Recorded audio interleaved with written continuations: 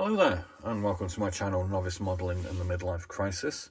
My name is Andy, and today we're going to be doing a what's in the box, not quite so quickly unfortunately, I don't think, on my Revell Level 5 Hmcs Snowberry of the Flower class Corvettes in the 1144 scale, which measures a total of 43.9 centimetres in length and contains 501 parts. Oh, the joy, the joy. Now, I was lucky enough to get hold of this off eBay with my 1144 USS Fletcher, which is my namesake, and I bought the two off the same guy, and I ended up paying £55 for this particular kit, which some people might say is not that great. But what I actually got with mine was I got this book here about flower class Corvettes, which we'll have a quick nose at in a moment. And I also got this, I believe now discontinued, Big Edward photo etch set, which originally went for about 50 quid. So I think I got myself a pretty good deal on this. So what we're going to do is we're going to have a quick nose through the instructions, and we're going to have a look at the many sprues of parts with this. I'm going to go through it as quickly as possible, though, obviously, because I don't want to take up too much of your time. If you have any questions, please do drop a question in the comments bar. There's no actual information about the ship in the instructions, so I'm just going to read a paragraph out of Wikipedia.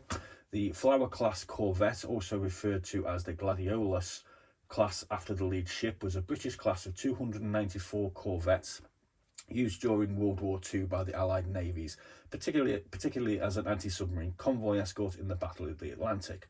Royal Navy ships of this class were named after flowers. Most serving during World War II with the Royal Navy and the Royal Canadian Navy. Several ships built largely in Canada were transferred from the Royal Navy to the United States Navy under the Lend-Lease program, seeing service in both navies. Some corvettes transferred to the US Navy were crewed by the Coast Guard. Blah, blah, blah, blah, blah. There's a whole big thing on Wikipedia that you can read up about this rather fascinating and incredibly valuable but rather cheaply produced vessel. Now I'm going to have a look at the biggest sprue first. There's actually two of these sprues included, so they're just basic duplicates. So I'm just going to throw these in front of you. I'm not going to try and identify a lot of the parts on this because I'm not very nautically minded, as you may know, and I'm not very sort of mechanically or engineering minded when I go with the tanks and things, so my ability to identify stuff is pretty poor. So I'm just going to point out a few things that look kind of obvious to me. So here we have a ship's boat, which comes with a base at the top. We have a sort of life-preserved raft. We've got multiple sections of railings. We've got ladders. These look like the hanging points for the boats. We've got more. These look kind of like oversized ladders, perhaps. Not exactly certain. We've got these things which are sort of air ventilation ducts, I think. We've got another one of these little life rafts here.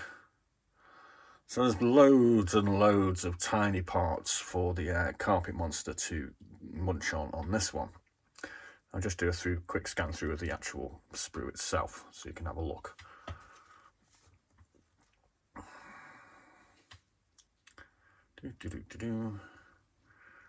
And that's the first sprue out the way. And like I said, there's two of those sprues that are basically the same. Let's pop that one down there. Now we're going to move on to the smallest of the sprues. This is going to be these supports on the side here. We've got a very long ladder, which I'm going to hazard a guess at is going to be up the mast. These parts look like parts of the wheelhouse, perhaps. They look like the windowed parts of the wheelhouse at the front here. I'm going to hazard a guess that this is going to be sort of part of the floor of either the front here or there.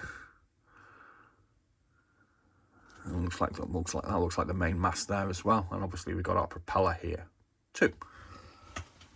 That's the first one out the way.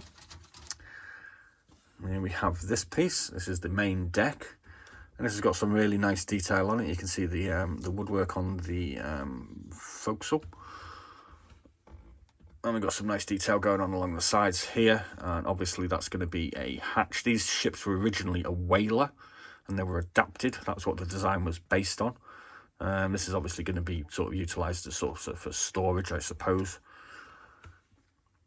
We've got a whole load more parts here. Again, we've got some doors, nicely detailed, more little ladders. Don't know what that is. It's going to be part of the mast, I would have thought, up here. More bits of mechanicals, more railings. What look like ropes and what have you. Let me just move that past again. There we go, so we can have a good look.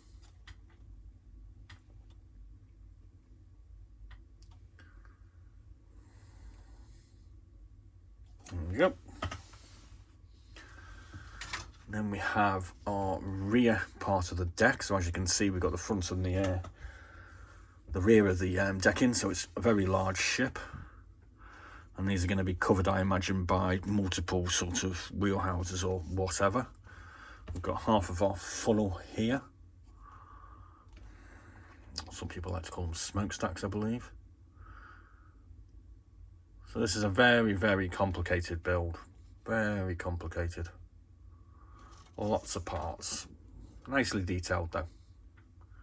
I don't see any flash or any problems on any of the parts that I can see. 227. God, what have I got myself into here, me? This piece here, excuse me. That's looking like the rudder. And there we got some flash. There we go. There's some flash on it. Never mind. These are going to be the stands to actually put it on. Tried to figure out what this was before. Don't know. Don't know what that is. That's more of the wheelhouse. You can see a lot of good bits of detail on here with doors and what have you.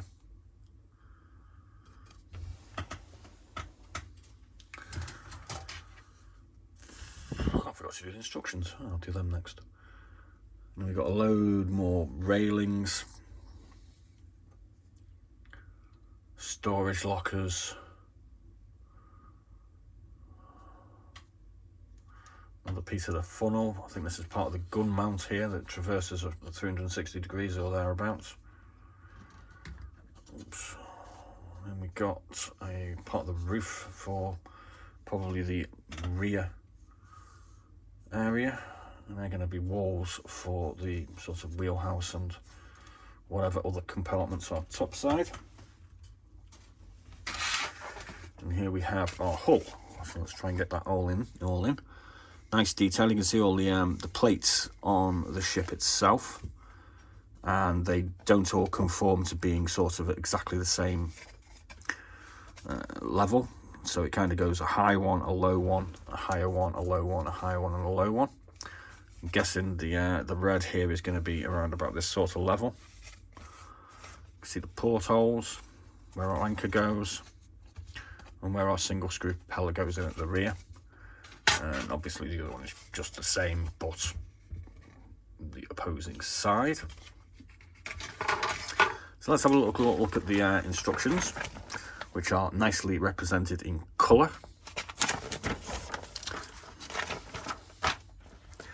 There's our sprue diagram, so we can check all our parts. Got a terrible itch. So as we can see, oh, there we go. It's for putting. That's for putting the hull together. That's where that big piece went. Glad I looked. So there we go. Putting our hull together. Then we're going to put our deck on. Does appear to suggest a pre-paint this, which is interesting. And we're going to put a stand together. And we're going to put our propeller on the back. We're going to start building these buildings or cabins or whatever you want to call them. This looks part of like part of our depth charge rack. Don't know what that one is. It's interesting. It's telling us to paint it as we go along. More parts of the rear. So yeah, you can see that's the depth charge rack at the back with all the depth charges on. Little sort of winch thing going on there.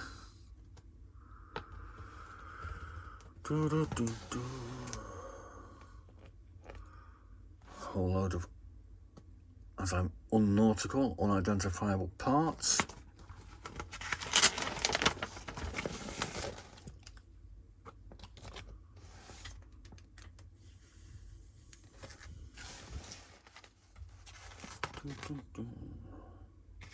Putting our funnel on, some of our life rafts. There's the funnel together. There we go. And a lot of instructions. A whole load more small bits, loads more small bits, putting the ship's boat on.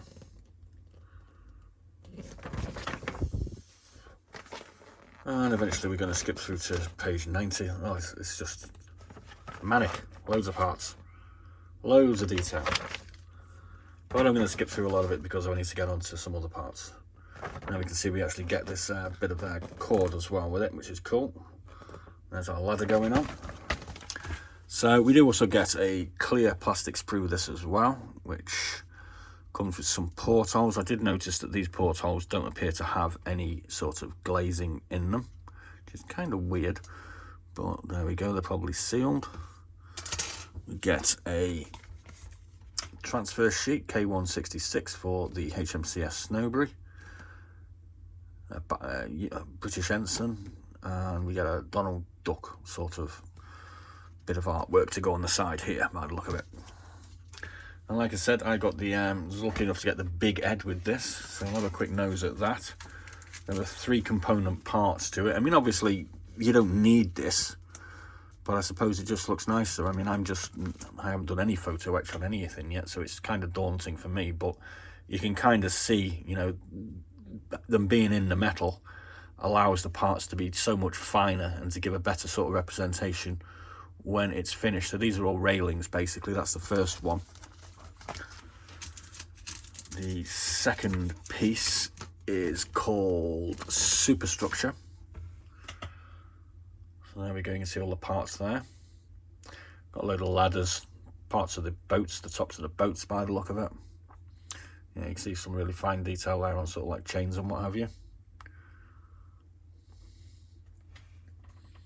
So that's all quite nice. And then the last part is called armament. So I think this is largely to do with depth charges. I didn't see a metal barrel for the gun or anything like that. I think that's the part of the gun mount there. So it all looks very complicated to me. Very challenging. I might just end up selling this, to be honest with you, these parts, because there's just so much of it. It's kind of daunting for me. But there we go. So, like I said, I also got this rather nice bout, and I'll just give you a flick through of what this is. I mean, this basically just gives you everything you need to know about a flower class Corvette if you wanted to know, but it does give us some rather nice alternate colours if we wish to go down that road, which I suppose is possible, but obviously all these ships kind of ended up fitted slightly differently. So I mean, you can see there, this one's got extra covered bridge, unlike our HMCS or Vida, but it gives us some really nice sort of colours schemes that are available, and it gives us a full breakdown on what these sort of ships can look like when they are given into the hands of somebody who knows what they're doing. Now, I won't be actually attacking this anytime in the future because I've got plenty of aircraft to be getting on with shortly. But it does show the kind of, you know, the kind of skills that people have, and hopefully one day I might get somewhere 50% close to having these sort of skills to produce this sort of work of art out of plastic. That's the general idea anyway. I think that's the idea for anybody that starts this model making malarkey, but for me it's just taking a while. So there we go. Maybe I'll do a full flick through of this book as a video at some point, and you can have a look at it as well, because it's quite a nice book. So I paid 55 for this and 150 for my Fletcher. The USS Fletcher will be up for review tomorrow, I think. So thanks for watching. Please do like and subscribe, and as always, be seeing you.